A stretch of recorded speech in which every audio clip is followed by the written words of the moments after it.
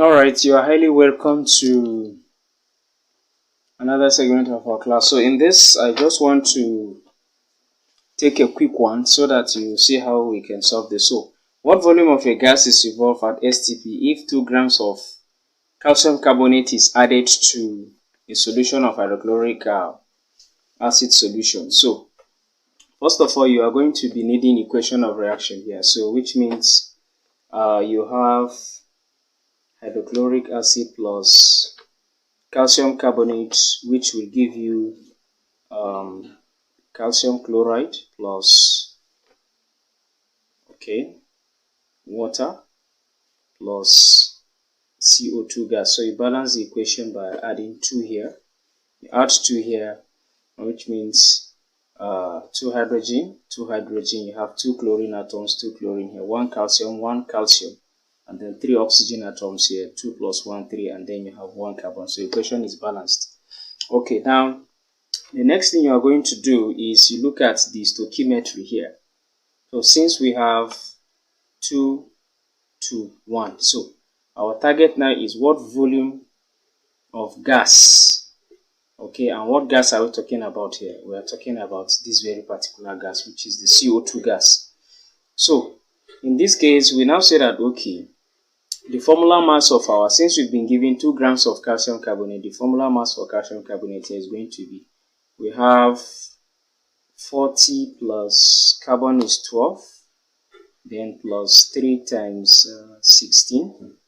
So if you do the maths, you are going to arrive at 40 plus 12 plus, so 3 times 16, that will give you 46 or 48. That should give us 48. 18, yes, that should give you 48. So after having that, you now proceed to the other side. 40 plus 2. So all in all, we have 48 plus this. So this plus this gives us 2. Okay, so add this, so 10. That should be 100. So we have 100 grams here. Okay, then in this case, we now say, okay, from the equation, we say that, okay, 100 grams of what? Calcium carbonate gives, remember the mass of CO2, you have 12 plus 2 times 16.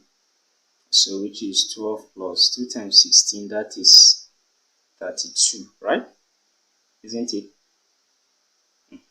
So when you add these two together, you have what? You have, that is 44 grams. So it gives us 44 grams of CO2. Okay? Then in that case, 2 grams of calcium carbonate now give us, let's say, X grams of CO2. So when you cross multiply, you have 100x is now equals to 2 times 44. So which means 100x is equals to have 88. So this implies that we have x is equals to 88 divided by 100.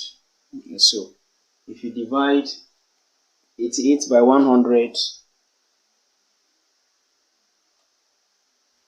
we are going to have 0.88 grams of CO2. Okay, so after having that, you now proceed.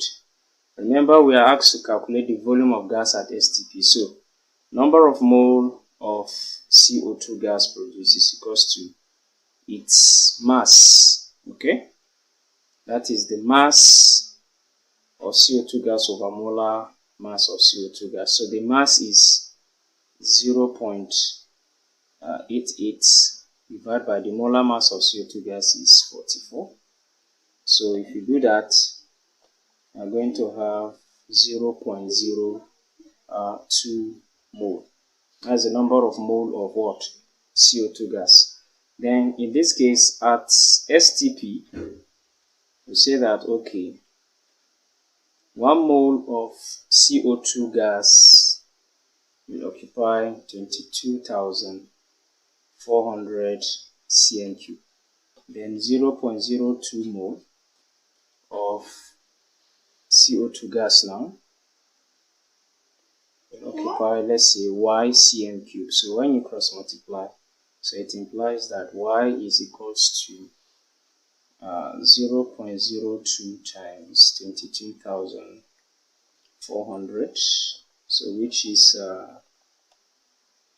in this case, we have 448 cm3. So that is the correct way of solving this. So if you look at going by the option there, you get that option what? Option D is the correct answer. I hope this helps. So thank you.